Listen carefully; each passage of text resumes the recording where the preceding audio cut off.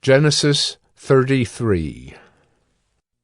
And Jacob lifted up his eyes and looked, and behold, Esau was coming, and 400 men with him. So he divided the children among Leah and Rachel and the 2 female servants.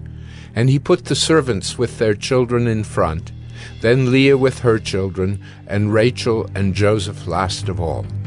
He himself went on before them, bowing himself to the ground 7 times, until he came near to his brother. But Esau ran to meet him, and embraced him, and fell on his neck, and kissed him, and they wept. And when Esau lifted up his eyes, and saw the women and children, he said, "Who are these with you?"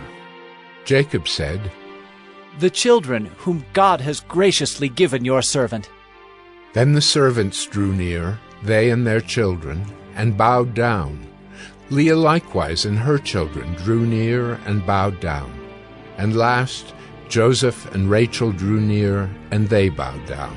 Esau said, "What do you mean by all this company that I met?" Jacob answered, "To find favor in the sight of my Lord." But Esau said, "I have enough, my brother. Keep what you have for yourself." Jacob said, "No, please. If I have found favor in your sight, then accept my present from my hand. For I have seen your face, which is like seeing the face of God, and you have accepted me. Please accept my blessing that is brought to you, because God has dealt graciously with me, and because I have enough." Thus he urged him, and he took it. And then Esau said, "Let us journey on our way, and I will go ahead of you." But Jacob said to him, My Lord knows that the children are frail, and that the nursing flocks and herds are a care to me. If they are driven hard for one day, all the flocks will die. Let my Lord pass on ahead of his servant, and I will lead on slowly, at the pace of the livestock that are ahead of me, and at the pace of the children, until I come to my Lord in Seir." So Esau said, "Let me leave with you some of the people who are with me." But he said, "What need is there? Let me find favor in the sight of my Lord." So Esau returned that day on his way to Seir.